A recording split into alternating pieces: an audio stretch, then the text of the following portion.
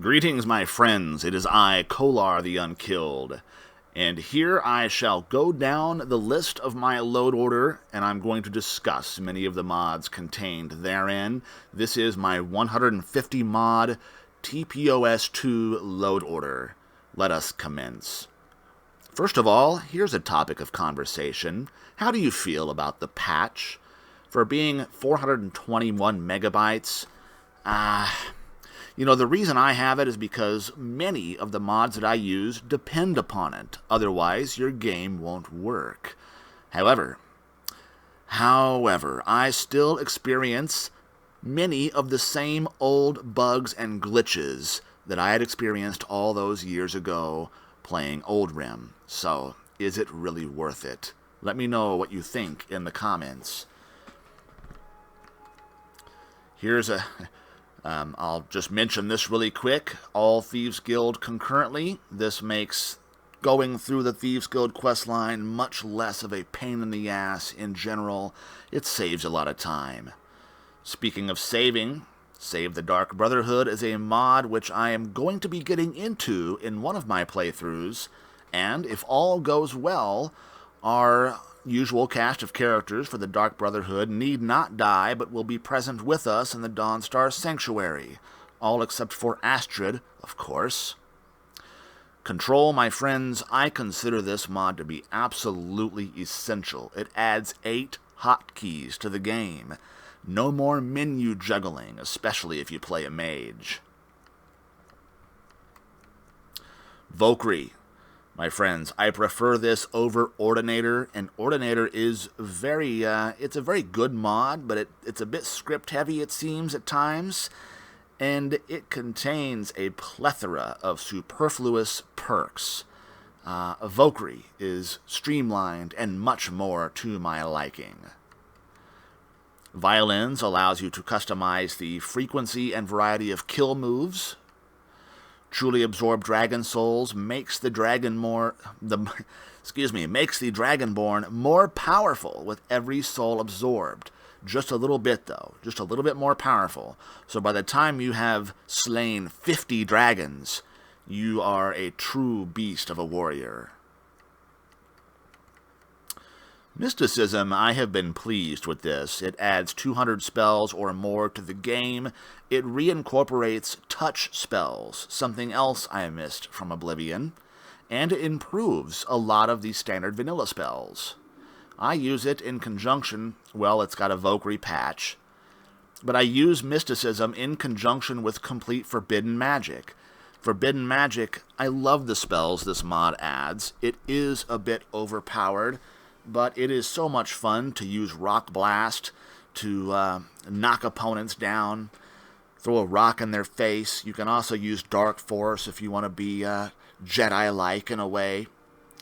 Better Dead Thralls allows you to thrall virtually anything and anyone. You can have your own herd of mammoths if you'd like. You can thrall netch jellies. I've done it. You cannot thrall dragons. But you can also thrall pretty much any NPC as well, once you kill them, of course. Festive Flight, hey, just for this time of year, who wouldn't want to fly around on the back of Rudolph? Fly anywhere. It's kind of a joke, honestly, but I have used a different flight mod, and I thought that one was terrible compared to Festive Flight, in my honest opinion. Summer Mist, because we need more enchantments. Reliquary of Myth, because we need our unique items to actually be worth seeking out and finding.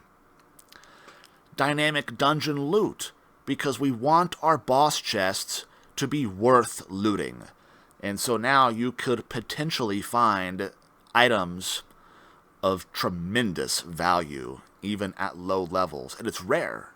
It's rare, my friends, but it does happen. And oh, so sweet it is when it does happen.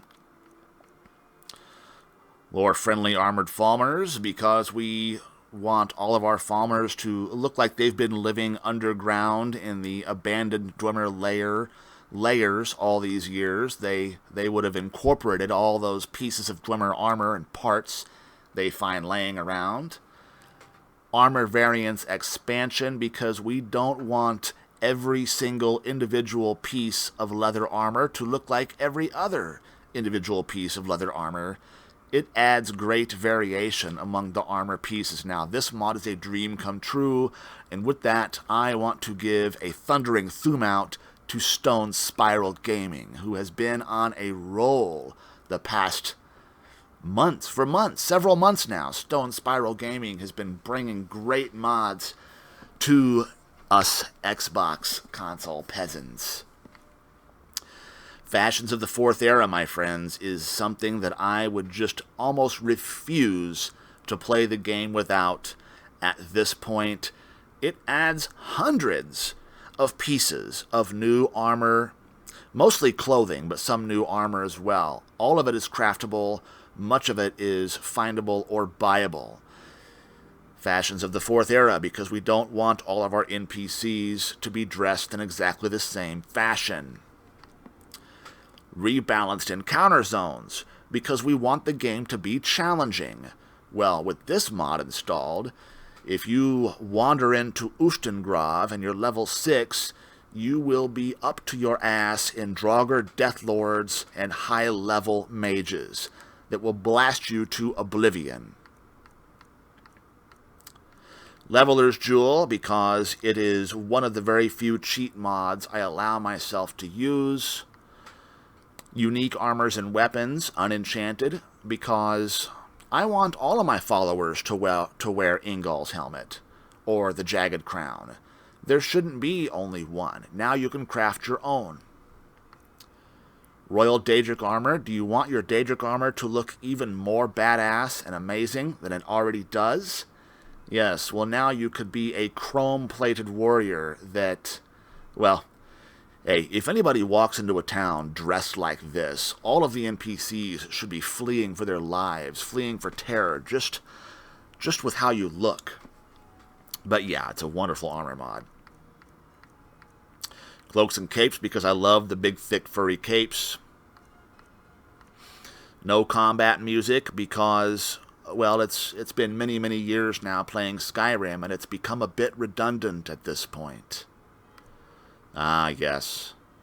In this one, too bad it was taken down. All mods of this type become taken down, but this mod adds all of the music from Morrowind and Oblivion, or most of it anyway, and seamlessly incorporates it into the world of Skyrim. I just love the music of Jeremy Soule. Splendid stuff. Ah, this. Enhanced waterfalls. It might seem on the surface to be a bit superfluous, but I like it because when you get next to a waterfall, as massive as some of the ones in Skyrim are, you should be deafened by the sound it produced. That's exactly what this mod does. The big waterfalls are quite deafening when you get right up on them. Same with louder nature. Now, it's not deafening, but I do enjoy... this is an immersion thing. When you walk through the woods, when you're walking through the forest, you're going to hear birds and insects. That's just the way it is. So, for immersion's sake. And Mythical Ages, my friends, anytime I try to switch to an alternate weather mod, I almost immediately end up mything Mythical Ages. Missing it. I miss it, excuse me. I miss Mythical Ages because it's less than 3 megabytes. And, well, yes, Cathedral Weathers is an astounding mod. Come on, it's 50 times the size. Before I used Mythical, I used a lot of Vivid Weathers, which Vivid Weathers does, it does some really cool things with your weather. It also does some things badly. Mythical does much of what Vivid does for a fraction of the cost. Natural clouds, obsidian mountain fogs, and Draco's fantasy auroras all combine just to improve the look of the atmosphere of the game. It makes your sky look better, your mountaintops. The night sky is very important to me. And Nirn belongs within, I take it, the Milky Way is very good. The only thing I don't like about this mod is it shrinks my damn moons. I want my giant fantasy moons, but I also want them to glow, and this mod adds a glowing effect, so I'm going to keep it for now. Superior lore-friendly hair, because vanilla hair is absolutely atrocious. With this mod, it is somewhat less so. Beast hair, because I want more choices for my Khajiit, my hair. They've got hair coming out of their ears. You can put beards on them if you want to. Variety is the spice, as they say. Sea Enchantments is my favorite of that type of mod. Definitive Beauty Pack, even though this version of it was taken down, I know there's a newer version uploaded. I'm afraid to get rid of this one. I like so much of the things that it does, including facial expressions. And the skin color and hair color sliders are insane. You can make your character whatever color or combination of colors you want to now. There are virtually no restrictions. And my God, my friends, by the gods, RS Children, because we don't want every single child in Skyrim to look like every single other child in Skyrim. Why? Why? Let's move on. Elaborate textiles really adds lots of good texture and details to vanilla clothing and works great with the aforementioned fashions of the 4th era. This particular modular of variations makes Thalmor robes look amazing. A Midian Born, this is my current favorite armor and weapon pack. You get so many armors that are made to look so astoundingly good. And yes, it's almost 400 megabytes, and I still think it is the best bang for your septum when it comes to armor pack mods. Woven armor because it looks amazing. My only complaint here is that it replaces the companion's armor. I don't want it to replace, because a Midian-born companion's armor looks really good, and so now it's got to be this. But I keep this because it's less than 30 megabytes and it gives me another awesome armor option. Okay, my friends. Lean Wolves was a mod that I resisted for quite some time. A couple years ago, it seemed like everybody was using this. But when I looked at the screenshots and the videos, I thought, maybe some of the shapes of the weapons look better, but I could take it or leave it, really, until I found out what it does to the scimitar, because I have always hated vanilla scimitars with a passion.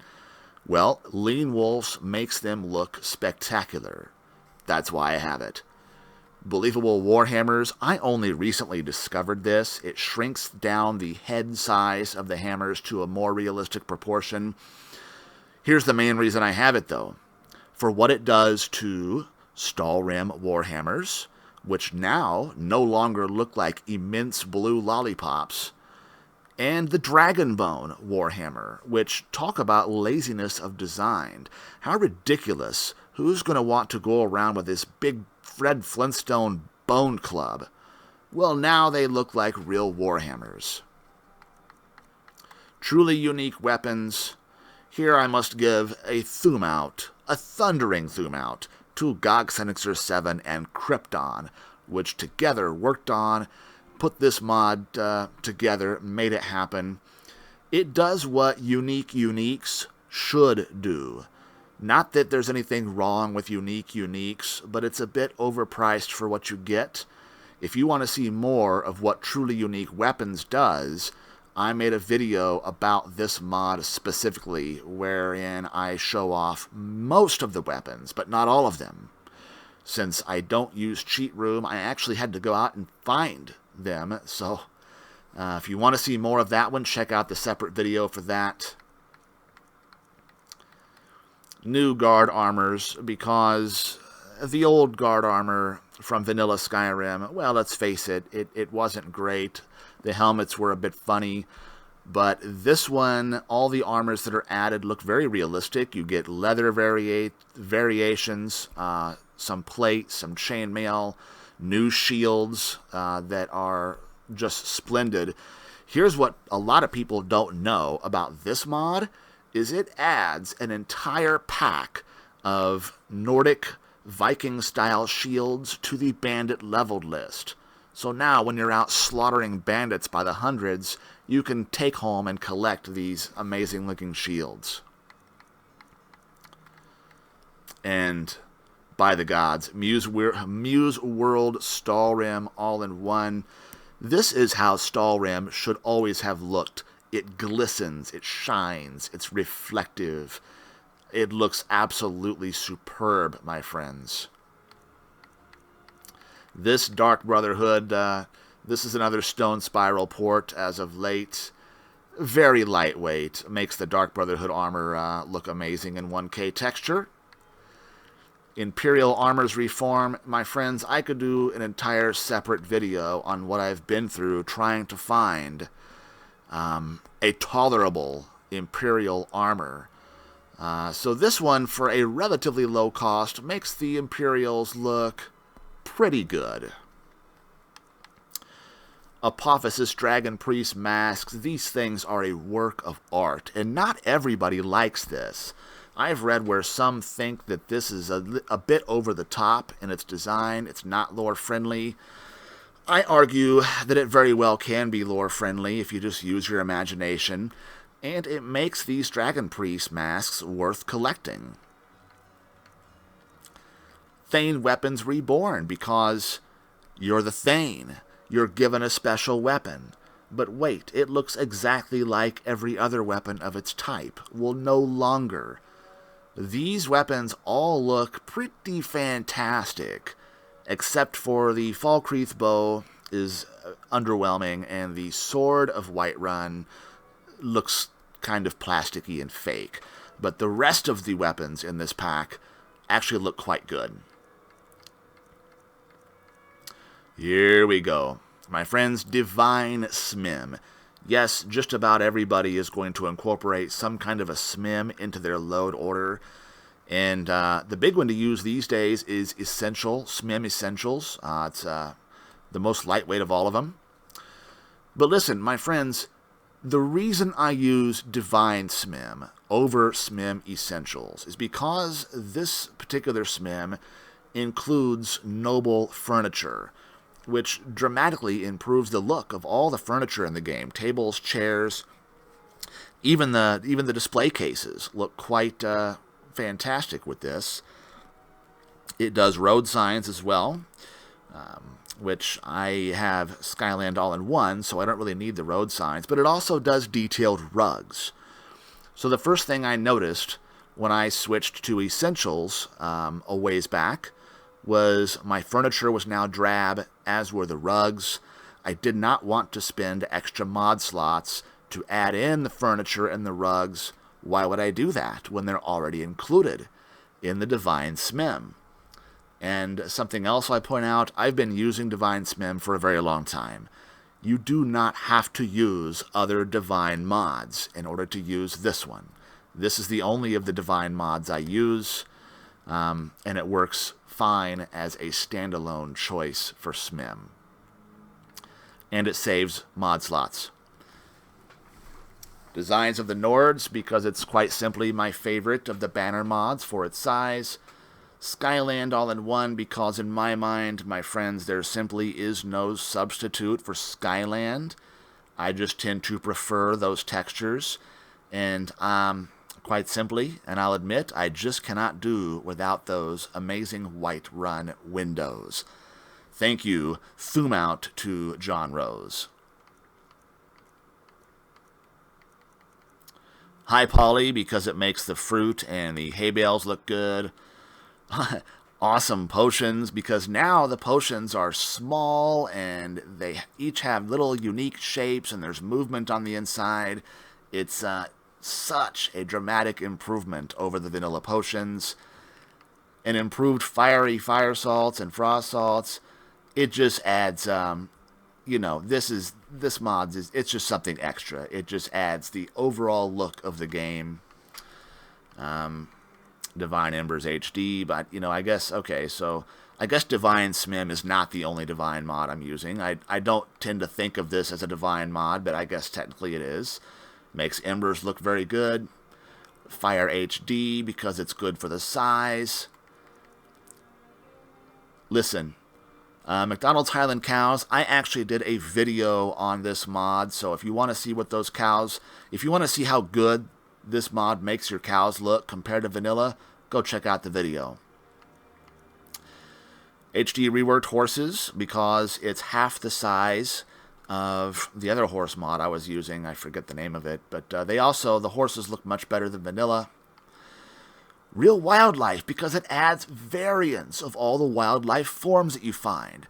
You now have different sizes of giants, mammoths, elk, bear, trolls. It's amazing the variety. Spiders, everything has different sizes and versions now. It adds so much to the wildlife that you encounter. Spectre, because it makes ghosts actually look like ghosts. Cathedral Water Overhaul used to be called Lightweight Water Overhaul because it makes the water look superb for its size. Mortal Enemies. This is so that I can actually dodge enemy bandit power attacks more effectively. Savage Skyrim because it makes the giants of the game oh so powerful. And when you get hit by a giant, it's going to send you flying. Your companions too. But by that, I don't mean it sends you up into space. I mean it sends you hurtling head over heels across the plane. It's how giants always should have been. Unfortunately, this mod also gives wolves and foxes the ability to knock you over, which is a tremendous pain in the ass. Let's see what we've got here. Yes, amazing follower tweaks. I would not ever go without this in my load order. As someone who loves to use followers and customize followers. See, for me, having just one follower or sometimes two in the base game wasn't enough. And it's not a difficulty thing. I like to feel that I'm in command of a party or a group of people. I'm not a one-man wrecking crew saving the entire planet from destruction. I've got people at my back. And with this mod, you can make almost anybody into your follower. You can change their stats. You can make them wear whatever armor you want them to wear, use whatever weapon, and how they use the weapons. If you want to go get Hofgrir Horse Crusher and turn him into a dual-wielding axeman, you can do this. You can turn anybody into a mage, and you can teach them the spells that you know. It's one of my top 5 mods of all time. Enhanced Atronachs, so they level with you. So now your Frost Atronach is an absolute beast when you're level 50. Plus they glow. They give off illumination, which it just seems like they should, right? I've got some rather low-cost potential homes here. Anything that adds a nice home into the game that I can use on a whim is something I'm a fan of. These are all ones that I like. Vaults of Skyrim, especially if you play a thief build, this really gives you some... Well, first of all, these places are super hard to find. I haven't actually found all of them. Not that I've sought to go out and look for them. But I've only found one of them on accident. So well hidden are these vaults, and they're loaded with treasure. Autumn of Whiterun makes Whiterun look amazing, with lots of colorful aspen trees. Oh, and typically with the Autumn of Whiterun, all of your aspens are the gold leaf variety. Well, that's why I plugged in Dark Ages Trees of the North underneath of it, because Trees of the North adds shades of red, orange, and yellow to the aspens, and it applies that to Autumn of Whiterun. So now your aspens aren't all the same color. Unicorn, this is because mainly when my wife used to play Skyrim, she loved this unicorn. I keep him in the game because he's actually a really neat looking horse. He's faster than other horses. He retains the enchantment that the Oblivion unicorn had, which was reflect damage. So sometimes you'll find him out in the wilderness being chased by bears. The bear, however, will eventually succumb to its own attacks. Royal Armory, because noteworthy NPCs should have also unique and noteworthy weapons. And so this mod, very lightweight for what it does, it adds a lot of unique weapons to the game. Most, if not, well, virtually all of them are carried by unique NPCs. And this, by the gods, my friend, Billy Roo's Armor and Weapons Compendium. It adds a ridiculous quantity of axes, swords, maces, hammers, knives. All of them are craftable. All of them look good in a quality sense. And then we even have the leveled list, which now, if you have the leveled list adder, is that what it's called? Adder? If you have this underneath Billy Roo's Armor and Weapons Compendium in your load order, you can find these items throughout the world on enemies that you kill so that you don't have to worry about crafting every single one of them. Tamriel Master Lights, because it adds real-time shadow effects. Your NPCs and characters actually will cast shadows on the ground now when it comes to campfires and lanterns and things of that nature. And here we have a few modular JK interiors. And simply because look at how lightweight and small they are, for one. Also, they look awesome. I haven't had any problems with any of these. And I am a fan of anything lightweight that adds detail and improves the look of my game overall. The Hearthfire Cellar extensions, these are really nice. It makes it worth it to build your Hearthfire house, build your cellar. You've got a few extra rooms down there and a lot of extra space and room for followers, extra beds, extra display cases, all things of that nature. Magical College of Winterhold, because, come on, I mean, the original college was so underwhelming, and with this mod, it actually does seem like a magical place to be. And then when you combine it with immersive Winterhold college NPCs, now you've got, how many does it add? It adds, 6, 7, 8, 9. It adds a lot of NPCs to the college itself and also to places like the Sarthal excavation. Yeah, you'll have to check this one out. It does more than what you think. The Staff of Shalador, one of the other cheat mods I allow myself. It's such a nice thing to have, especially in a mage playthrough. It looks amazing inside the staff, and it's like having infinite carry weight without actually having infinite carry weight. Alternate start, because I got sick of the wagon after a while. Let's face it, that became pretty redundant after the 500th playthrough. And then down here we have the TPOS2 mods that I'm using. We've got the Markarth. In fact, shouldn't this be under TPOS2, I believe? Riverwood Grove really improves dramatically the small town of Riverwood. Now, yes, and there is a TPOS Solitude mod. It's called the City of Stone. It is far more megabytes than what I have room for. The Great City of Solitude is a lightweight alternative. It's 5 megabytes for crying out loud, but it adds so much to the City of Solitude, rendering the place into the capital city that it should be. And then Morthal Ages really impacts favorably the Morthal town, which is obviously very underwhelming under normal game circumstances. And then here we have added settlements. Oakwood by Arthmore. Zoom out to Arthmore. We've got the town of Granite Hill by John Rose. These add settlements into areas of the game where it just feels like there should be a settlement there. It's seamless. It's wonderful work by those two splendid mod authors. And Fleetford, what can I say? I did a separate video on Fleetford. If you want to see more in detail about this settlement, look up my video on Fleetford, which also does contain some Thane Weapons Reborn and truly unique weapons in the featured in that video as well.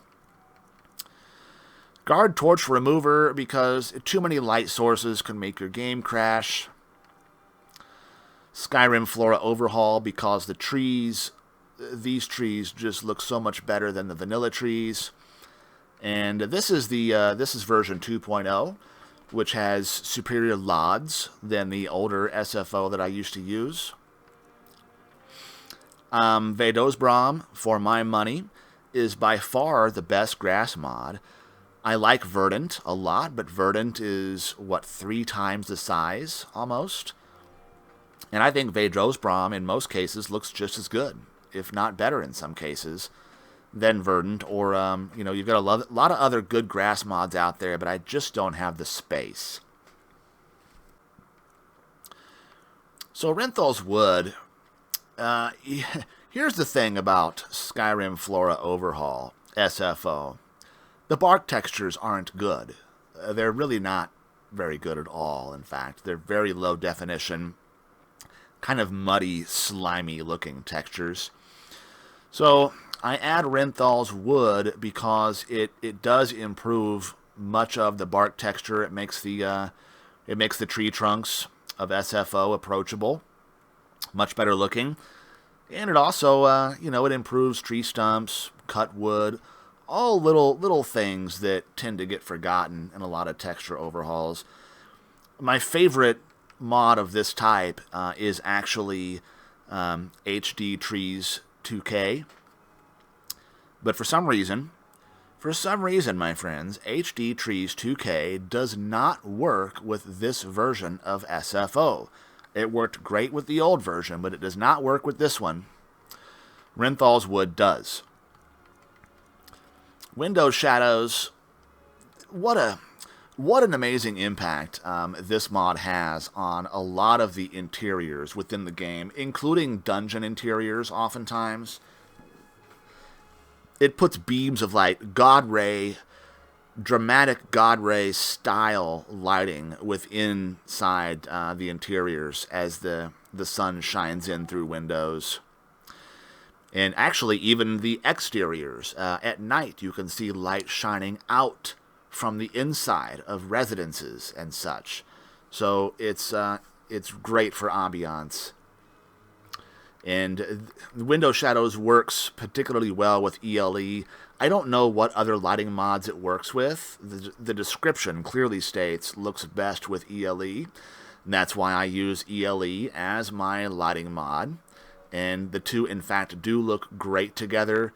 My only complaint is that this lighting combination does clash with some of the TPOS2 modified interiors, like tavern interiors.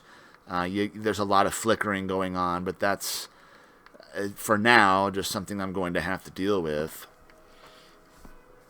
Ruins Clutter, because I spend a lot of time roaming through ancient Nordic barrows, and it just makes so many things that you find, so many of those textures. You can get right up on those textures now, and they are wonderfully detailed. Also, even things like the silver, the plates and the goblets that are found inside of places like Dragon's Reach, the detail is amazingly improved by this mod. I did make a video highlighting this mod. It was one of my early videos. It's not one of my best, but for some reason it gets so many damn views. I don't know why. I don't know why that video gets so many views. Like I said, it's not my best, but if you want to see more of what this mod does specifically, you can check it out. Smoking torches and candles, that's just an immersion thing. That's preference. It's important to me.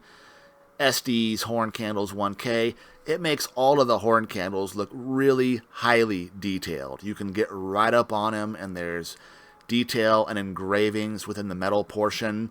It also eliminates the separate glow from the horn portion itself.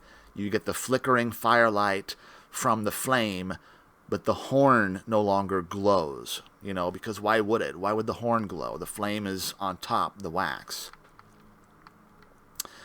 And some patches here. Yes, my friends, any mod that I may have skipped over that you want some information on, if you want me to elaborate on any of the things that I have stated about any of these mods, or if you just have any questions in general about this particular load order, put it in the comments. Let me know. I read my comments and I do respond. I'm trying to grow my channel after all. So let me know what you think, my friends. But with that, that is it. That is all I have to say on this topic for the time being. So thank you for watching. I remain Kolar the Unkilled, and I'll see you next time around.